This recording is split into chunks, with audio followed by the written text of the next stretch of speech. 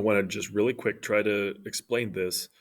FDR is giving his speech in his first inaugural address. It's 1933, and he's trying to lay out to the American people why they should have hope. Right? He's already done his whole "we have nothing to fear but fear itself" kind of thing.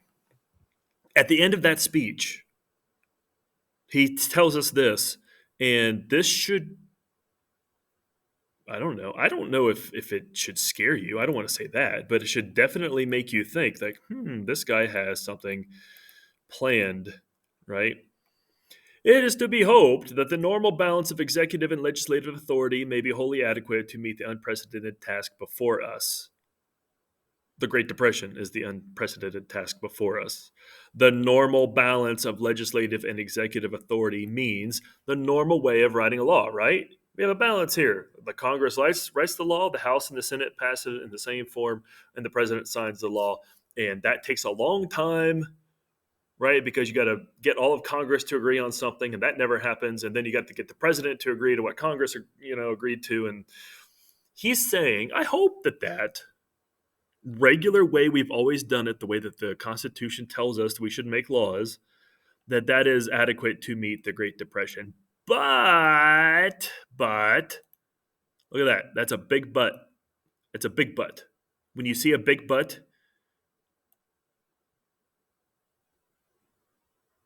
you got to ask that baby got back guy. He can tell you, right? You've got to pay attention to the big but. But it may be that an unprecedented demand and need for undelayed action might call for temporary departure from that normal balance of public procedure. We might need to do things faster than just have the Senate and the House argue back and forth, Republicans, Democrats, blah, blah, blah, right? We might need to do stuff now. I am prepared under my constitutional duty to recommend the measures that a stricken nation in the midst of a stricken world may require. These measures or other such measures as the Congress may build out of its experience and wisdom I shall seek within my constitutional authority to bring to speedy adoption. Normal way of doing things. Hopefully that's good enough. But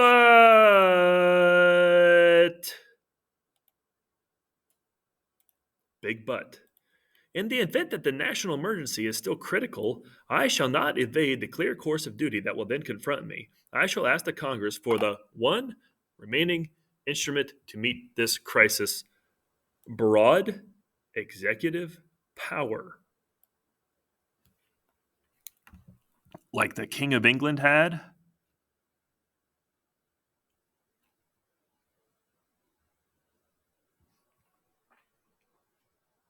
We fought a revolution against broad executive power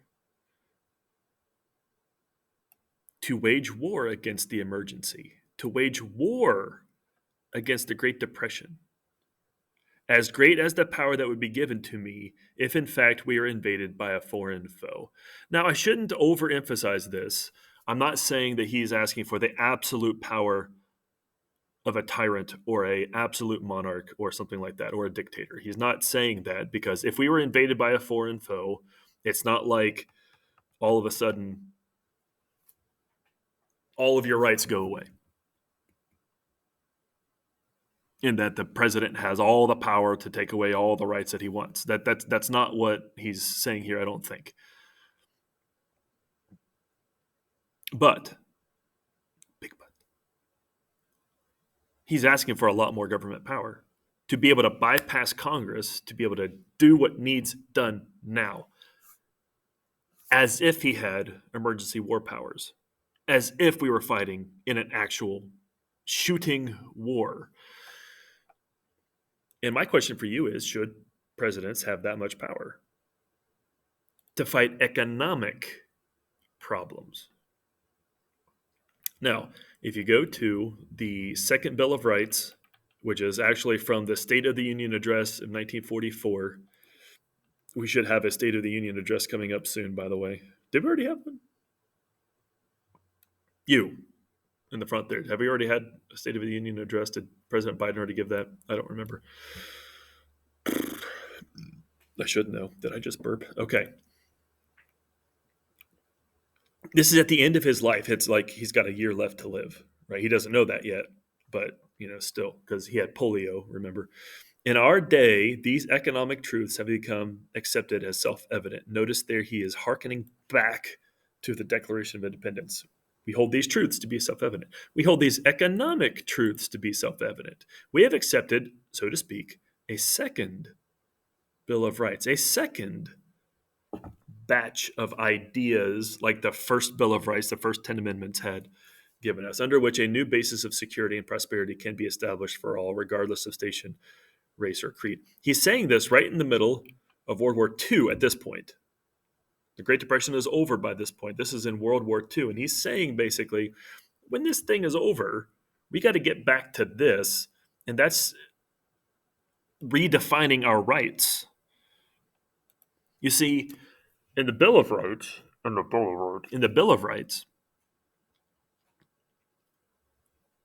the government doesn't really have to do much. The government actually gets out of your way. The government doesn't have to do anything to protect your freedom of speech. It just has to get out of your way, right? The government doesn't have to do anything to protect your freedom of religion. It just has to stop messing with your religion. It doesn't have to do anything to protect your right to bear arms or keep you. It doesn't have to do anything to stop unreasonable searches and seizures. It just stays out of your way. Does that make sense? That's what the normal rights thing is all about, that the government keeps off of my back.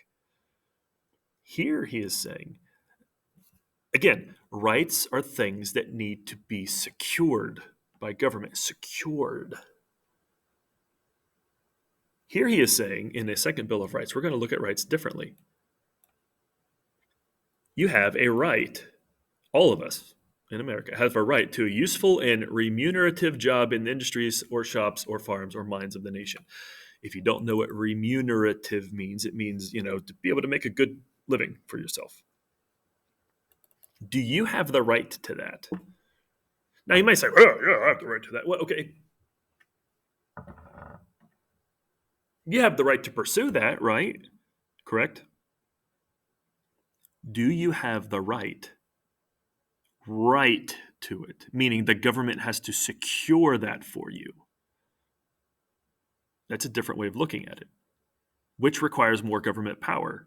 Staying off your back or getting involved in the economy so that you can get a useful and well-paying job. You have a right to earn enough to provide adequate food and clothing and recreation. What does that mean? I know what having adequate food and clothing means, but recreation, what's that mean? Do I have a right to see 2 Cleveland Cavaliers basketball games each year? And if the government's going to secure that right for me, then does that mean the government has more or less power? More. The answer is more. The right of farmers to raise and sell their products at a return which will give them and their family a decent living. The right of every businessman to trade in an atmosphere free of unfair competition and domination by monopolies at home or abroad. The right of every family to a decent home. Before, we had the right to pursue that happiness, Declaration of Independence. But now, isn't he saying, am I wrong? Tell me if I'm wrong. He's saying, if a right is something the government's supposed to secure for us, the government's got to make sure you've got a decent home. The government's got to make sure that you have adequate medical care, opportunity to achieve and enjoy good health. Is that the government's job? That's what he's saying it is. The right to adequate protection from the economic fears of old age and sickness and accident and unemployment. The right to a good education. I actually agree with that last one. I believe that it's at least the local government's job, local, city, county, whatever, job to make sure that you are educated, have a good education provided for you. But are the rest of these things that government should do for you? Should the federal government secure those for you? Isn't that different than the federal government securing your freedom of religion or your freedom of speech or your freedom of press? where they have to get out of the way to secure that. Here, isn't the government being more active in your life? Are you okay with the government having that much power? If you are, awesome. I just want to know. If you are scared of that, then I want to know. If you think I'm, you know, being unfair here, then tell me. All of these spell security. After this war is won, World War II, we must prepare to move forward with the implementation of these rights to new goals of human happiness and well being. Like to hear your thoughts.